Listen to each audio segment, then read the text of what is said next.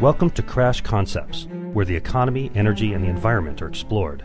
Up next, fresh ideas and insights into the factors that are driving the world and shaping your future. Presenting information you can't afford to live without, here's Chris Martenson. Welcome to this Peak Prosperity Podcast. I am your host, of course, Chris Martenson, and today I am really pleased to have Mike Maloney as our guest. Mike is the founder and owner of goldsilver.com, one of the leading precious metals dealers worldwide. And what I particularly appreciate about Mike's organization is that it focuses on investment education and literacy as much as it does on bullion sales. As with Peak Prosperity, goldsilver.com embraces a mission to build awareness of the unsustainable macroeconomic forces in play and helps concerned individuals take prudent actions today before an increasingly likely currency crisis occurs. Welcome, Mike. Real pleasure to finally have you on as our guest. It's good to be here, Chris. Let's start at the beginning, I guess. Here we are. We're in the middle of an entire sea of fiat printing. We've got the Bank of Japan doing their part. We've got the United States, Europe doing its own way, loaning money into existence. There's money everywhere. I'm looking at the markets. We have all-time new highs just blasting higher on the S&P 500. The Dow's in new record territory as well, and gold and silver are languishing. How do you connect these dots? Well, part of it is manipulation. You know, I originally questioned the people at GATA, the Gold Antitrust Action Committee, but they have some very sound evidence. And once you start, anybody that looks at the evidence from then on knows that gold and silver markets are manipulated, which is a great thing. It is what has provided the opportunity for people. If it wasn't manipulated, gold would have been in the $3,000 an ounce range for the past 10 years, and there would have been plenty of supply that would have come to market. The same thing with silver. Silver would have been $30, $40 back in the year 2000, and it was only $4. Keeping it suppressed causes it to be less profitable to mine, and so less new supply comes to market, and just when everybody wants it, there's not enough, and it causes the price to go higher. What we're seeing now is that the paper price is, most people don't understand that the price of gold and silver isn't determined by how much gold and silver is being sold. It's how many gold and silver IOUs are being sold. And you can write as many IOUs, futures contracts, and options as you want.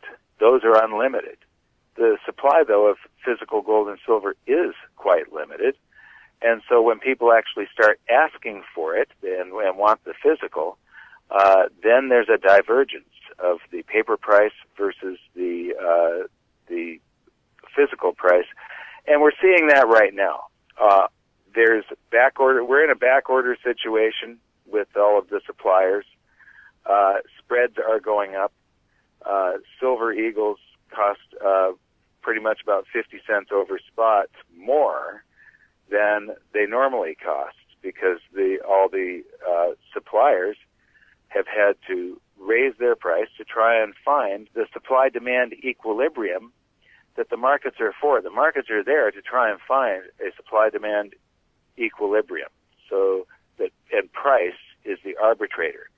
Price rises, that draws more supply and it reduces demand. Price falls, and that reduces supply and increases demand. So the price discovery mechanism that the markets are is what is supposed to ensure that things are in equilibrium.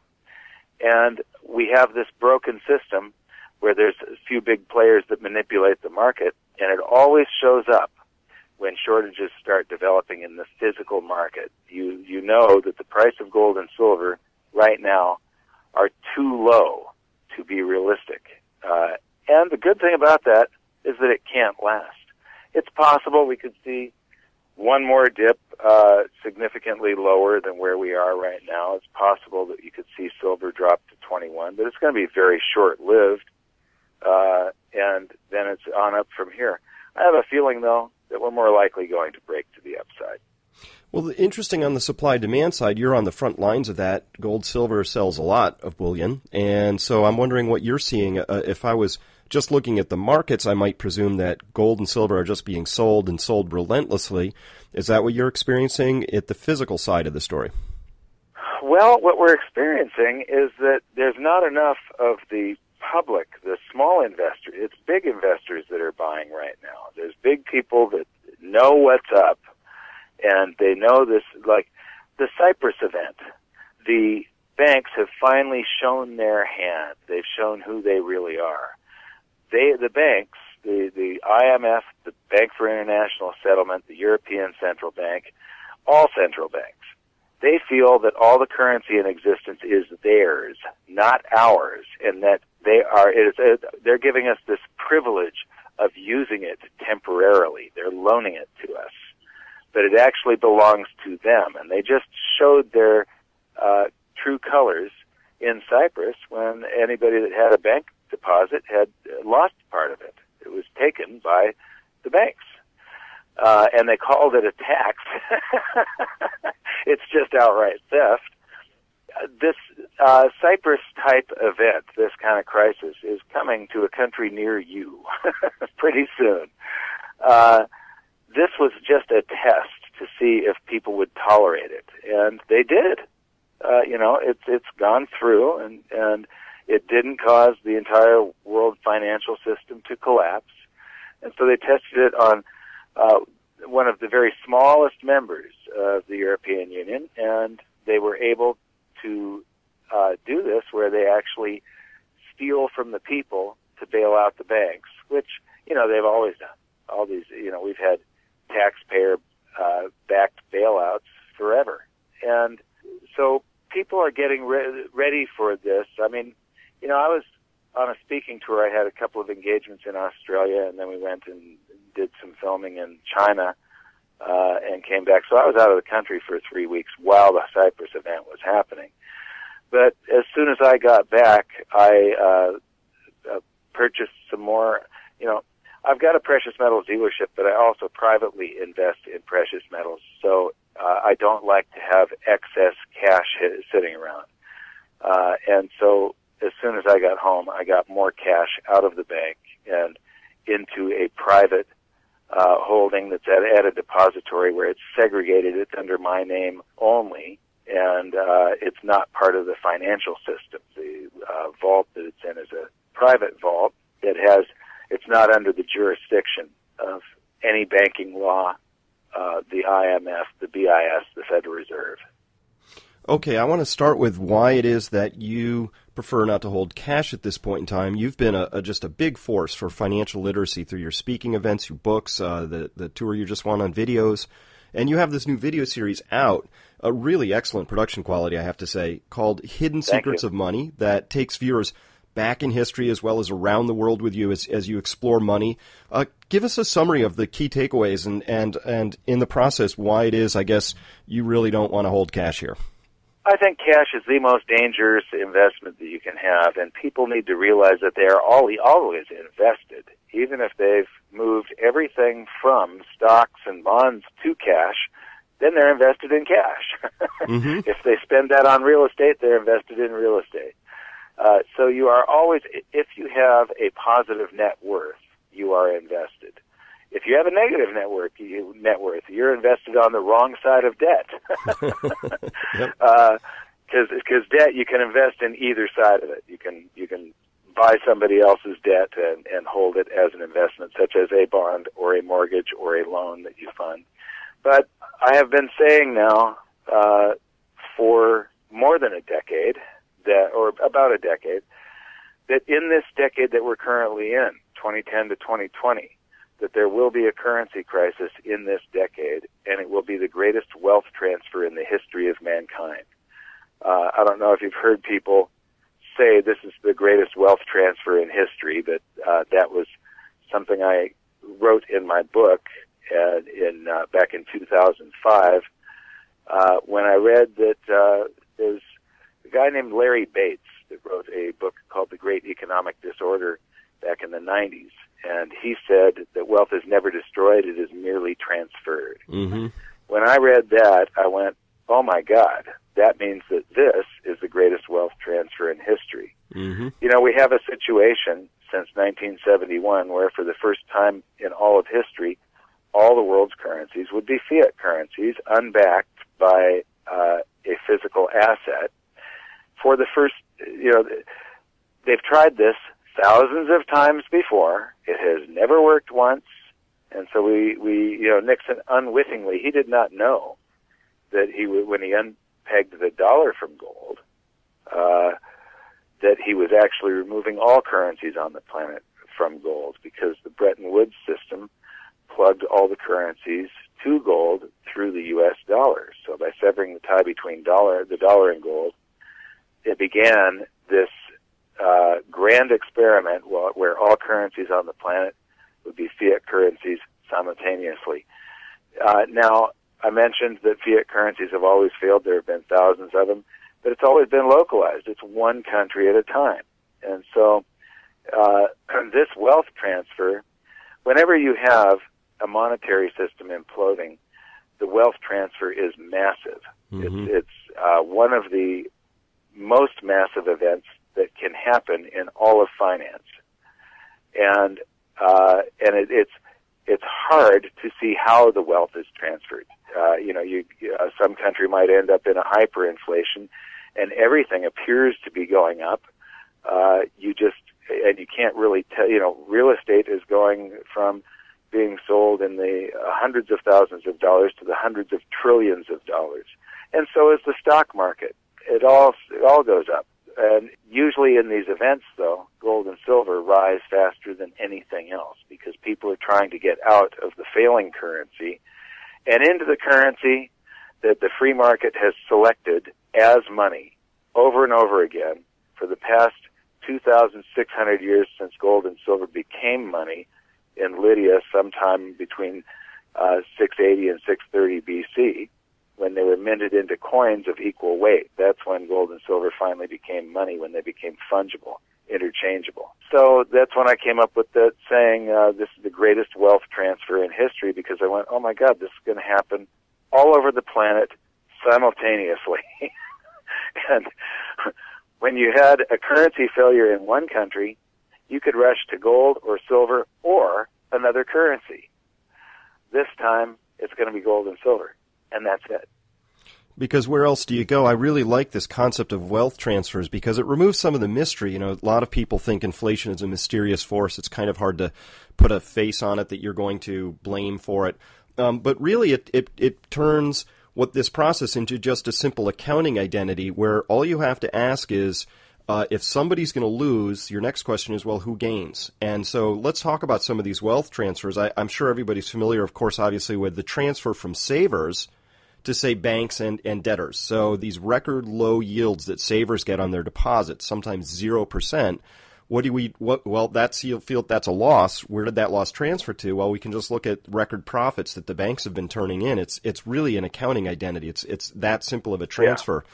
We have an extraordinary wealth transfer from lower classes to upper classes, but that's within a society. I would submit there's also a huge wealth transfer or theft going on from Cyprus holders to the rest of Europe, or from Greece to Germany, or however we want to look at this. But it really simplifies it to think about it that this is just a gigantic wealth transfer.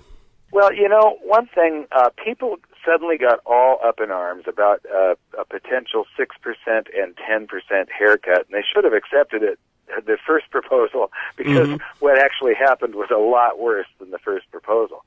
First proposal was everybody under $100,000 would lose 6%, and everybody over $100,000 worth of deposits would lose 10%, and they ended up losing, I believe, 10 and 40. Am I correct? One bank was their deposits was 10. The depositors lost 10, and the other bank 40%. But what everybody got in an uproar over that, but nobody gets in an uproar of the central banks targeting 3% inflation. That compounds out to 34% of your wealth that they are confiscating every decade. People got mad because it happened all at once, and they could see it. One day their bank account said one thing, the next day it said another thing. With this insidious confiscation known as inflation, this is the inflation tax, you don't see it because the number on your bank account might say that you could make a deposit, and if there's no fees or anything on that deposit, $100,000 deposited a decade ago will still say $100,000. Except gasoline went from $1.25 to near $5. So, measured in gasoline, you lost 75% of that $100,000, but it still says $100,000. So the central banks targeting this 3% inflation rate is a wealth transfer from the public to the financial sector. They get to create the 3%. You know, if you look at the growth of the currency supply, over the long term, it pretty much matches the inflation that we go through. If you look at it over the short term, something called velocity of money is more responsible for inflation and deflation than quantity. But over the long term, when you measure in 10 and 20-year periods, what you see is that inflation pretty much goes up with quantity of currency. Well, a lot of people are saying that the Fed's policies aren't inflationary because they don't see it in the inflation numbers, and it's not direct money printing, although I don't know how else to characterize $85 billion a month in new credits that show up in the system. But so far, the argument has been that it hasn't really been inflationary. Do you agree with that? And what's the explanation for what we're actually living through? Yes, I absolutely agree with that. I see newsletter writers they only have the ability to see one half of this story. The one newsletter writer will point toward base money and say, oh, there's all this inflation and we're all doomed because we're going straight into hyperinflation. Another newsletter writer will look at velocity of money and say, oh, that velocity is collapsing, so we're going to go into deflation. And another newsletter writer will look at the credit aggregates, which may have fallen. And he'll be writing, oh, my God, deflation's happening, we're all doomed. Well, Fed triples base money, basically, and they give it to the banks to put on their balance sheets, and very little of it has leaked out to cash in circulation. If you take a look at excess reserves of financial institutions, of the extra $2.2 trillion that the Fed has created over the past couple of years, $2 trillion of it is parked. It's not circulating. It doesn't contribute to velocity other than that portion of the currency supply has a velocity of 0.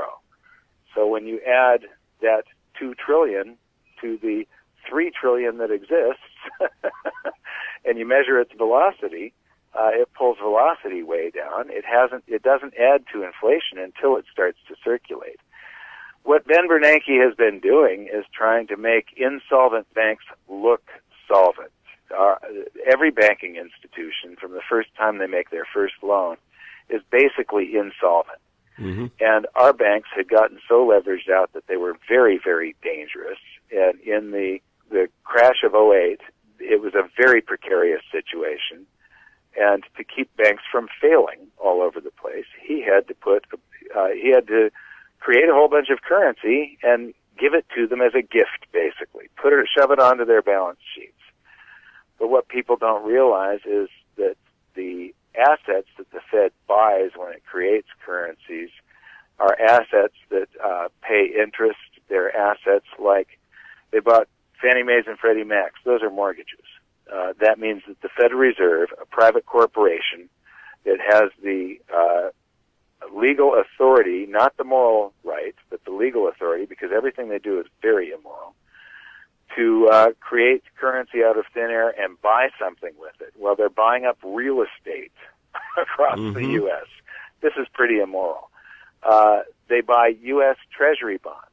Well, what is a U.S. Treasury bond? It's an IOU that the Treasury writes. Loan me $1 trillion, I'll pay you that $1 trillion back over a decade plus $1 trillion worth of interest. So they write this IOU, but who pays back the IOU? The taxpayer pays back that IOU in the future.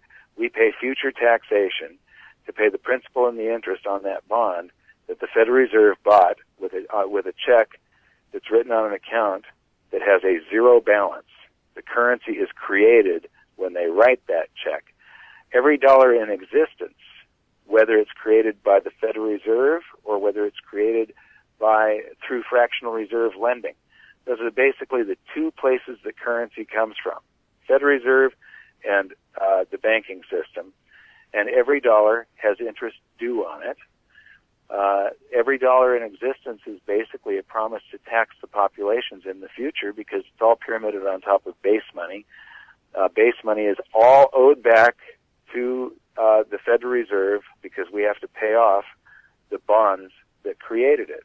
So the currency the taxes that we pay today pays for some of the prosperity that we enjoyed when the Treasury issued the 30-year bond under the Reagan administration. Mm-hmm. We are paying off the prosperity we enjoyed under Reagan. Mm-hmm. So that means your children will be paying 10, depending on the bond, 10, 20, 30 years into the future for the prosperity that we're currently enjoying now. That is a completely corrupt, immoral, evil monetary system. Now, you Got mentioned, any comments on that? Well, I agree with all of that, and I'm interested, you mentioned that you have these three sets of newsletter writers that might be looking at the velocity of money or money aggregates or credit aggregates, and you've painted a part of the picture where you say, well, maybe they each have their hand on the elephant, but they're not seeing the whole elephant. What is it that they're missing in this story? Well, they're missing that because the vast majority of what the Fed has created of base money, because that is parked and doesn't circulate, mm-hmm. it neutralizes the inflation by causing velocity to drop. Quantity went up by the same amount that velocity fell. And so one neutralizes the other, and you don't see big consumer price inflation. But, consumer price inflation is only one way of measuring inflation. I believe, when I was writing my book, this got cut out of my book, but I had come up with a measurement of inflation that I called CUP inflation, C-U-P-P, currency units per person. Because that eventually, the dollars that have been created that are parked on banks' balance sheets right now will leak out into circulation. In fact, some of them do. What you've seen is by shoving this currency onto the bank's balance sheets, if the banks don't want to use that to fund home loans and consumer loans, well, they can use it for loans that they sort of trust, where they think they are going to get paid back. And one of the places that takes loans is their proprietary trading desk. There's margin. So you've just seen the stock market get inflated by the Fed shoving all this excess currency onto the bank's balance sheets. The stock markets it only took the printing of $2.2 trillion Not much. to get us here, to get us where the stock market is setting new records. And people are going, hallelujah, the stock market's up, the economy must be fine again.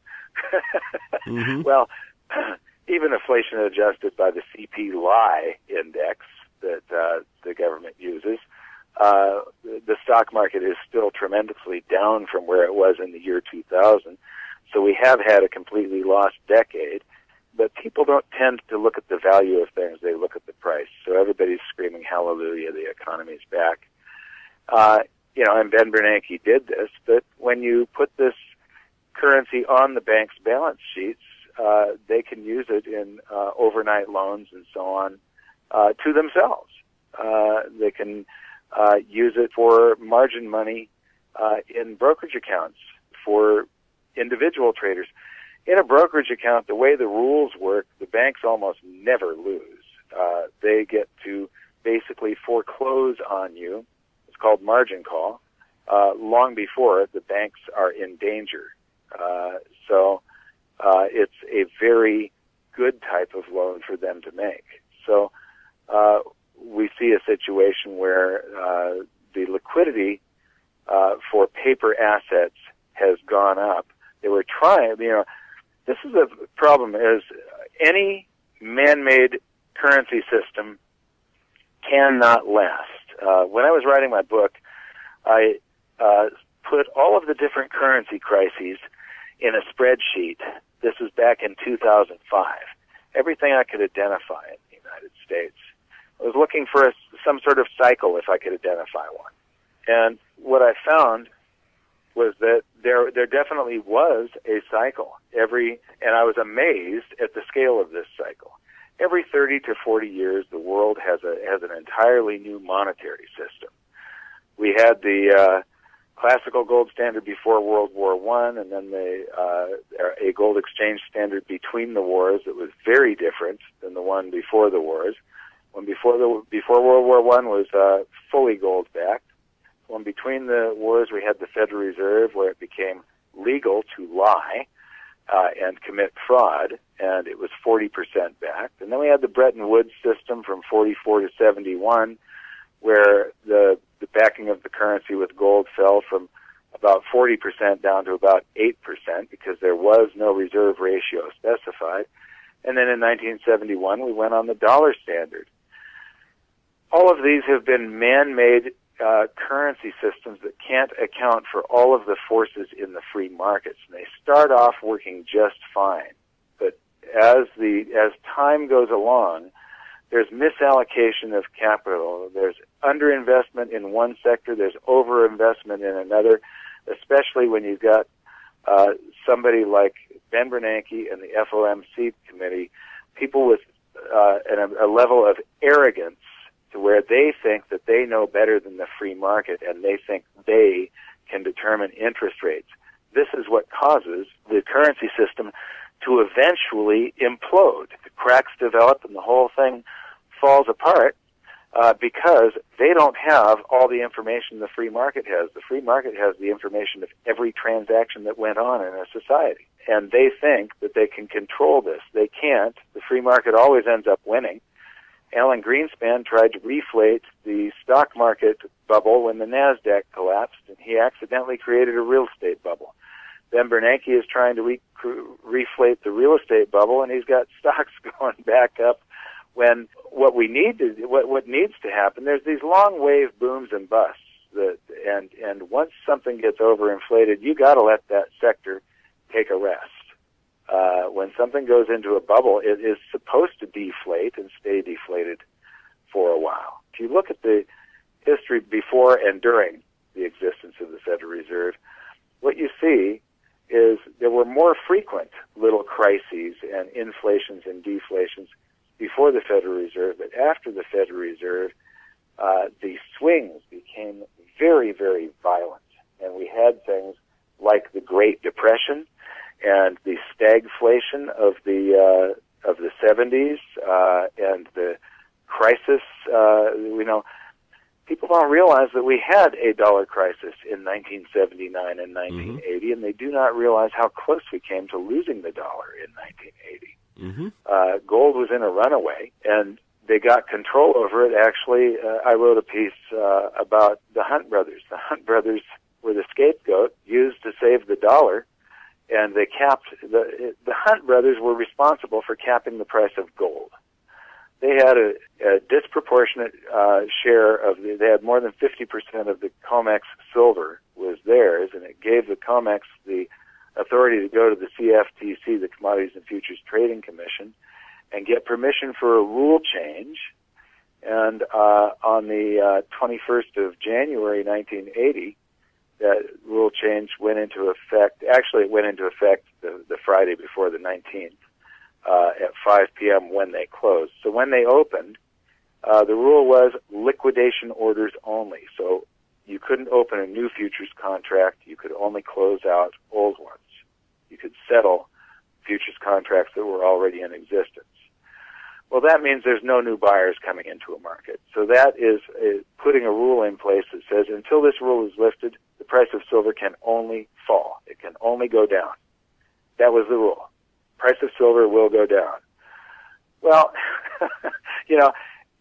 I hear people say, oh, the Hunt brothers, yeah, they tried to corner the market and drive the price of silver up. They drove the price of silver up to $50. If you talk with Jeff Christian of CPM Group, one of the entities that audit all of the precious metals sector, the mine supply, the refineries, the where it's being sold to, the jewelry sector and so on. And Jeff Christian has been doing this since the 70s, I believe, and so he's very well respected, and I was interviewing him, and I don't believe that the Hunt brothers drove the price of silver to $50, and I asked him, and he said at most they may have added 75 cents to $1 to the price of silver. It was the public changing their preference. But the point is, the day the market opened and there was liquidation orders only on silver, the traders on the commodities exchange used to stand around in what they called pits. It's a circle of guys screaming at each other and doing hand signals. And news travels around these places quicker than lightning. And I would guarantee you that within just a couple of minutes, the gold trading pit found out what had been done to the silver traders, and they said, if they can do that to silver, we're next. There's no other explanation for gold peaking on the same day that silver did and starting to fall. Gold was in a run, and Paul Volcker was involved in some of these decisions. Why is the chairman of the Fed involved in these decisions? I used to examine all these things purely from an economic/monetary standpoint, and I've done all my tour of looking at velocity and aggregates and credit and stuff like that, and it's still important. But I think I've learned something since, which is that where for you and I and most people listening to this podcast, money's a real tangible thing. If you have it, your life is one way. If you don't have it, your life is a different way. It has very real impacts. But for central banks, you're referring to currency, right? Yeah, or currency, or money, or money digits in the bank, doesn't matter. Like when I see what Japan just did, money is gold and silver. Everything else is currency. Okay. You need to watch the first episode of Hidden Secrets of Money. All right, I'll get my terms right. I'm talking about currency. So see what Japan is doing. They're trying to remove the trust that people have in the money, their currency they're holding in their bank accounts. They just want people to start spending again. And the theory is that this elevates everybody, because if we can just get currency moving again, our economy recovers, and then everything sort of recovers. And the issue I have with that is that fundamentally I think what Japan has done is they've targeted trust. And my concern relates back to something you said earlier. Bernanke, we have a central committee setting the price of currency, setting interest rates. They have the hubris to do that, but it goes well beyond that. They're targeting housing. They're targeting stocks. They think they know the price of everything and what it should be. And my problem is that I don't trust that they have any idea what they're actually doing, because what they're doing is social engineering, not monetary engineering. Yes, they don't have any idea. Only the market knows what it's doing, because the market sort of has a brain, but the brain is made up out of all these separate little pieces of knowledge that are just connected together through transactions.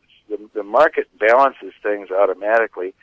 These men, somebody comes up with an economic theory, and some people go, "Oh yeah, that's a good idea."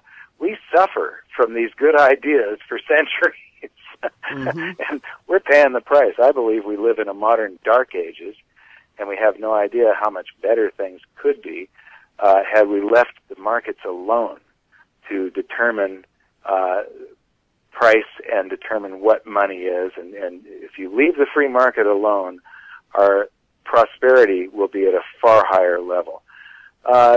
Yes, they're doing social engineering over there. What they're doing is they're doubling down on what they have proven doesn't work.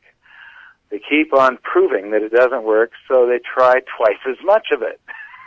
Well, and you have a bubble that deflated, and you've got Japan trying to deflate. The economy there is trying so hard to deflate, and they're doing it for some reason. Deflation is pegged as bad, inflation pegged good.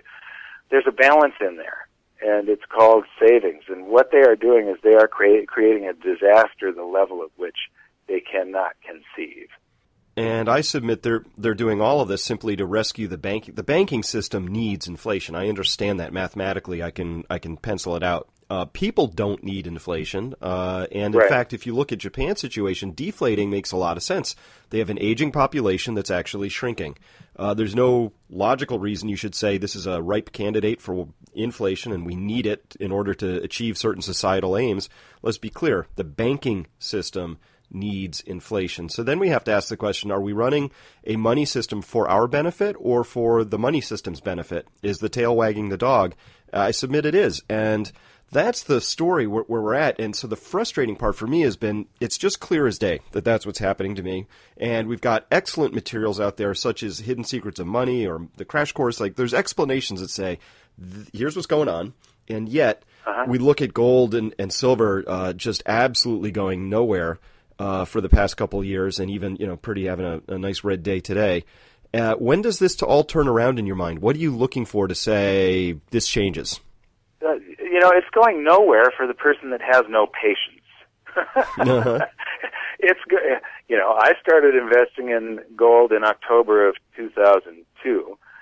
The spot price was $315 an ounce. Today it's $15.50 or something like that. And so for me, it has gone somewhere. I have patience. Yeah, it hit a peak in August of 2011, and it's still below that peak, but it's in a consolidation because before that, it rose dramatically. From 2008, it was below $800 an ounce in the crash of '08. So in October of '08, don't know exactly what the price was, but it's up well over double what it was in 2008.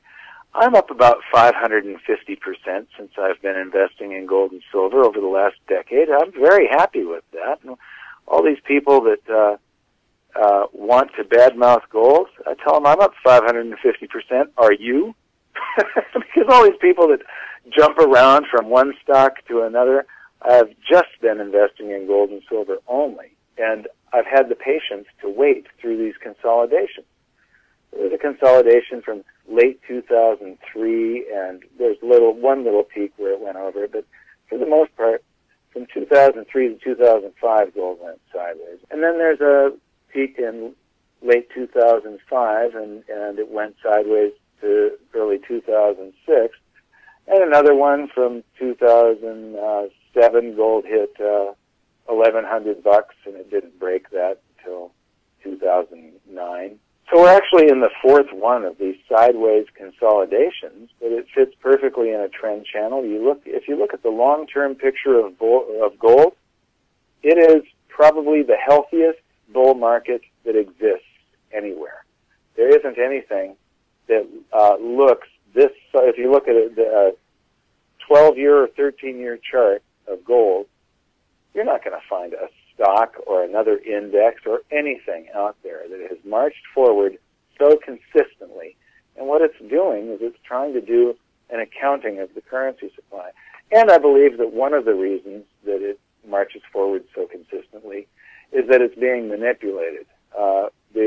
When it starts to go vertical, that's something that the central banks cannot afford to happen, but it is fundamentally undervalued, and it has to overwhelm the manipulation. And so I believe it's being managed up slowly.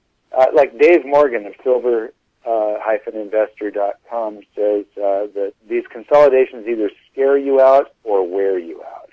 And it took some breathtaking drops, silver dropping from close to 50 down to $26. And that scares people out. And then it chops sideways for months on end. That wears people out. But once you get enough of the speculation out of there, and you've just got the investors left, the people that are just sitting on physical and have the patience to wait, that's when a new bull market starts. I believe this consolidation is over with at this point. I believe we're going up from here. And generally, the longer the consolidation, the more violent and breathtaking the move is to the upside. But, we have from October of 2008 until August of 2012, gold just marched forward from 700 and something up to 1900 and something over a 3-year period, just consistently rising. And so it has some overbought energy to work off. But is it done doing the accounting of the currency supply? By no means. And that accounting, when I wrote my book, I tried to guess what the price of gold would eventually reach. And the price of gold is an exercise in stupidity, actually. The real way to measure this is the value of gold. How much stuff will it buy? The price is a moving target because we don't know what the value of the dollar will be. But what I found when I was trying to take a guess at the price is I came at it from inflation statistics, I came at it from supply-demand statistics, and I came at it from money supply statistics. And what I saw was that there used to be 100% gold backing of all treasury notes, gold or silver. If there was a $20 bill in circulation that said there have been deposited with the Treasury of the United States $20 in gold coin payable to the bearer upon demand, the Treasury had that $20 worth of gold in the vault.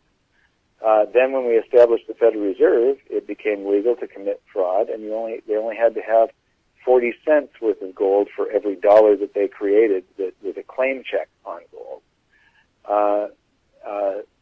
Then under the Bretton Woods, then there were the bank runs of the 30s, and people were demanding gold, and you can see in the data outflows of gold from the Treasury.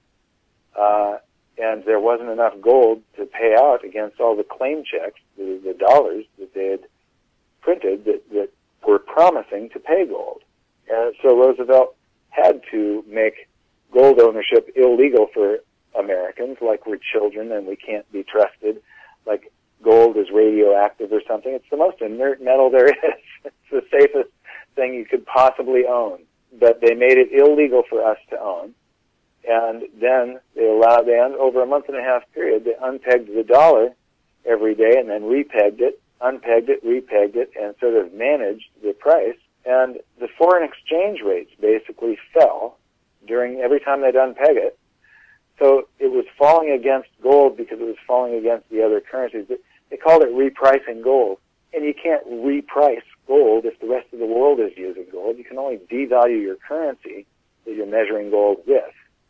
And so they devalued the dollar and to where it took $35 to now buy an ounce of gold. But in doing so, the value of the gold at the Treasury rose to match the currency supply once again. And then we get to the 70s. Nixon is forced to take us off of the last vestiges of a gold standard, the Bretton Woods system, which was a hocus-pocus gold standard. It wasn't real. There was no reserve ratio specified. And we had already printed 12 times more claim checks on gold than there was gold to back it up. So for the second time, we were caught in a bankrupt position. There was a run on the bank being the United States, and other central banks were cashing in their dollars for gold. Nixon closed the gold window, and gold became, for the first time in history, a separately traded commodity/money. And the will of the public and the free markets drove the price up until for quite a while we could have gone back on the gold standard. The value of the gold at the Treasury at this new price was greater than all of base money, all the paper money, the currency in circulation. And I also added outstanding revolving credit to that because I believe that credit cards are replacing cash as cash in circulation. And when you sign a credit card, you actually create currency that didn't exist before your signature hit that paper.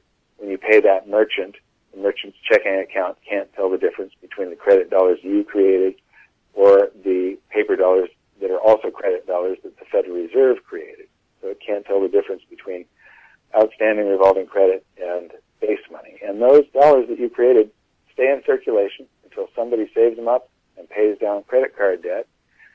So I added that, and the will of the public and the free market drove the value of the gold at the Treasury up above base money and outstanding revolving credit for a short time, plus a tremendous overshoot.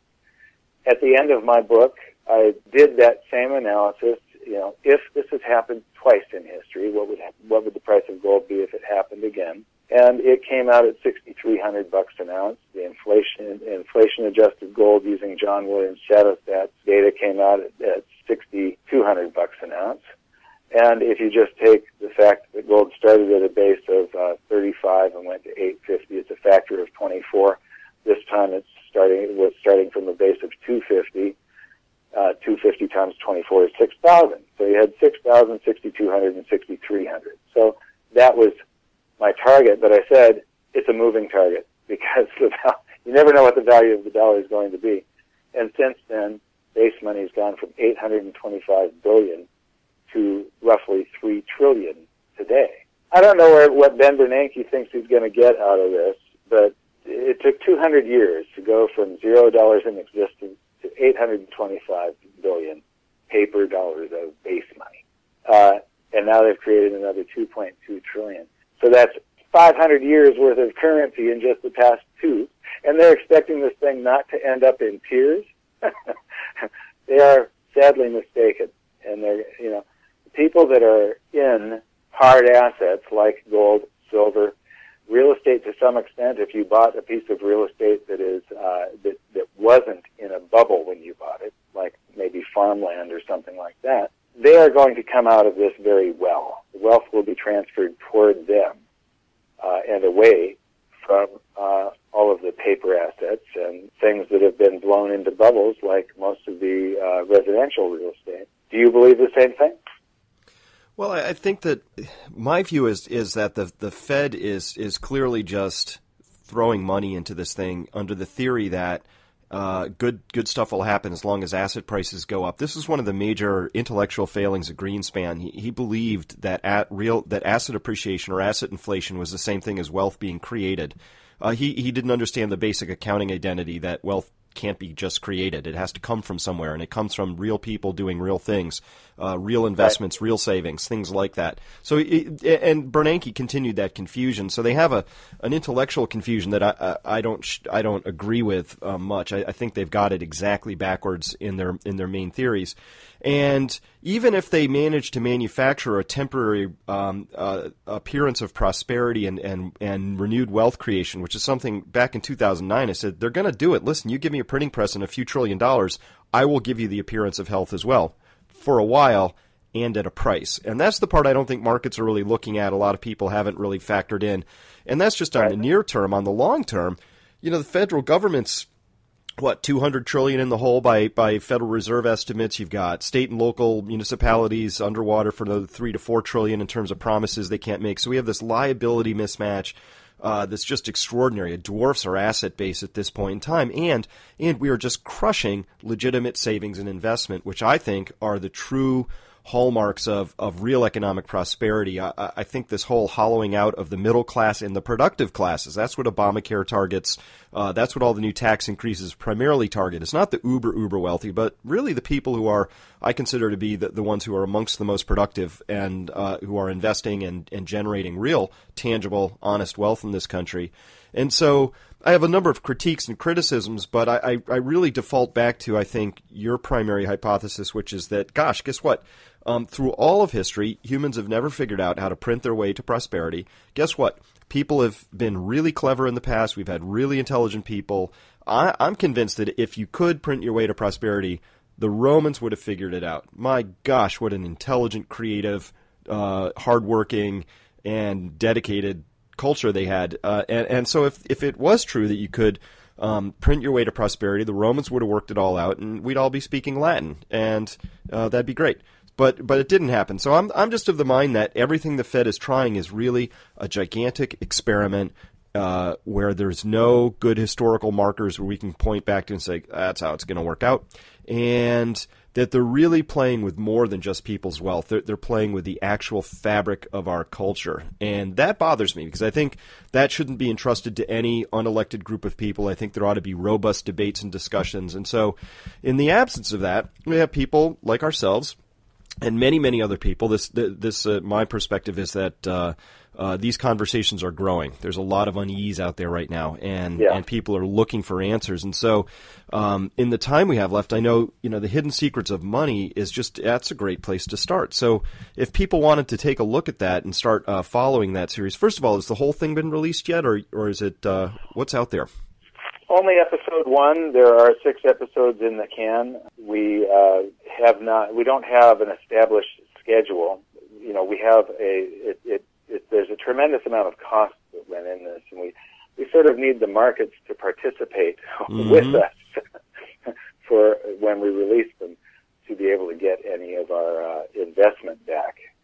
So the release schedule is going to have to be somewhat fluid, because unlike most productions, we didn't make this to sell it. We made it to give it away. Yeah. And we're an education company that funds itself by having a precious metals dealership arm. Mm-hmm. But, I believe everything you said is correct, and I believe that there's only two ways out of this. They can inflate or they can default. But even the inflation will end up in a repudiation of all of liabilities that we have in the future. You said $200 trillion. The whole system, the way they've engineered things and the way politicians have kept on promising stuff, is absolutely impossible. There is no way to do it, and they know that. They all know that the things that they've promised, none of it's actually going to be delivered on in the future. There just is not enough tax base out there. And then another stupid thing that they're doing is, like in California, they just raised the income tax on the highest income individuals from 9.3 to 12.3. They don't seem to understand that most businesses are S corporations, small business owners. And so what they're really doing is they're raising tax on businesses. And then those businesses, if it's an S corp, you have to pay another 1.5% in California, which means 13.8% tax in California. What this does is pushes business away from California. It causes businesses to have to let people go, which raises unemployment, and eventually reduces the tax revenues. So by raising tax, they're going to reduce the tax revenues. And this happened in the same year that the highest income tax federally went from 35 to 39. So when you add these together, a business that's profitable is left with about 50 cents of every dollar that they make, and that's before paying all the other taxes and fees and licenses. And that doesn't include city, and it doesn't include all of the payroll taxes that have to be deducted from the workers' paychecks. So they think that they can solve these issues by taking more out of the private economy. And when they do, though, it slows the private economy, so future tax revenues are even lower. So this is a feedback loop. The whole thing basically has to collapse, start again. All these promises and everything else have to be defaulted upon, and I don't think it's going to be very pretty, but I do know that there's a big upside to it. But you can either just sit there and not pay attention to it and let it affect you, or you can try and anticipate what is going to happen in the future and prepare yourself and end up in, so far, this wealth transfer is a very passive.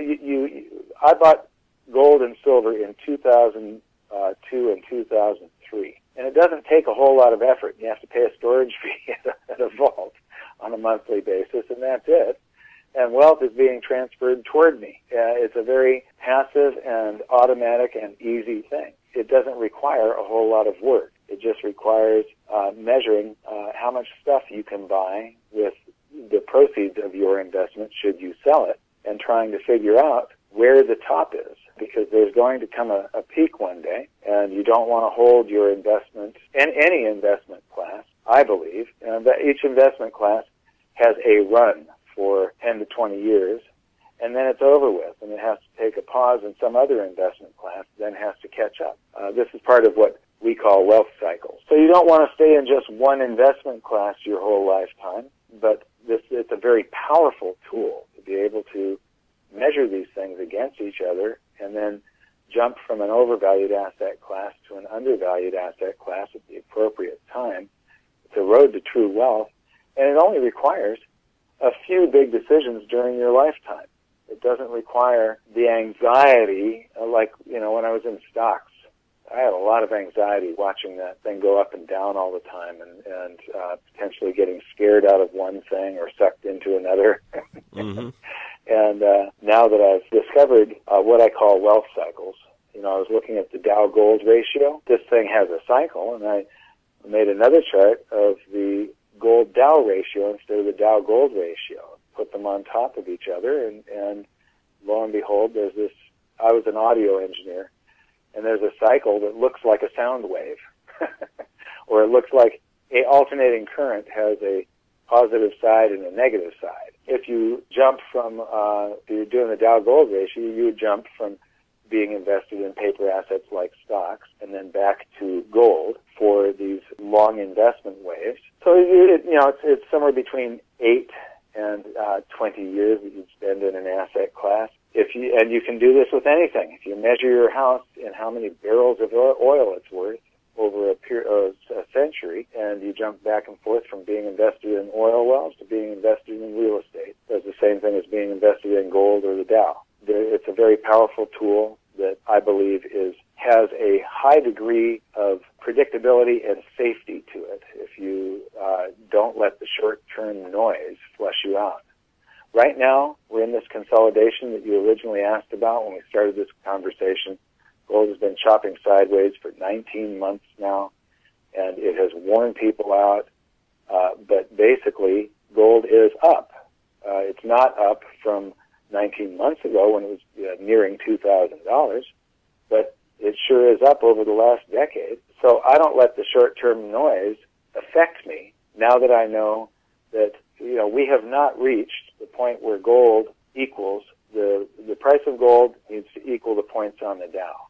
Right now, gold's value is 1/9 of the Dow, and so I know that it needs to rise by a factor of 18 against stocks before I need to get worried and start watching gold. So I'm very comfortable in these holdbacks. Yeah, it gets a little aggravating, but still, it doesn't bother me that much, and it's definitely not going to flush me out. Well, this is a large fundamental argument that the market wins in the end, that you can't print your way to prosperity, and that even if the price of everything is being controlled to some extent by the Federal Reserve and its proxy agents, whether that's the price of money, whether that's the price of bonds, whether that's the price of gold, whatever, that eventually fundamentals always win out. We're in a long process around this because this is the mother of all printing experiments. This is probably going to have a longer life cycle to play out simply because it's worldwide. There are no borders to go over. It's brand new. This is for all the marbles. It really is inflate or die at this point in time, as Richard Russell used to say all the time, and that's absolutely right. And so we're in the middle of that process, and so I think your advice is good, don't get worn out. I'm certainly in the same position as you, where I've accumulated the bulk of my gold holdings and silver holdings a long time ago, and I'm comfortable staying there. But even now, we still have to make decisions. Where do we put our money on a daily basis? If you don't want to be holding cash, and so I'm still a big believer at this point in time that the gold bull is just nowhere near done. I know bubbles are done when they go parabolic. They have a phase and there's a time. Right. We're not in my estimation. I've not seen anything remotely close to that at this point in time. We'll know it when we see it. Exactly. And so my only investment is in precious metals, and there is going to be one really good thing that comes out of this crisis. Keynesian economics will be totally discredited in this decade, and people will look back on this era and they will go, what were they thinking? They had all this proof of history, and they tried this crap again, and it didn't work again. But it's so alluring. It's a free lunch and all of that, and we love free lunches. So that's a very human foible that seems to get repeated again and again. But there turns out there isn't anything such as a free lunch. So we've been talking with Mike Maloney today, and if you want to find out more, you can go check out goldsilver.com. You can also find Hidden Secrets of Money. I found it on YouTube, but I'm sure you could find it over there at goldsilver.com as well. I'd invite you to check out the site, and I'm really looking forward to those episodes when they come out, and I'm sure you'll let us all know when that happens. Yes, we will. All right, fantastic. So good talking to you today, Mike. It was great speaking with you, too.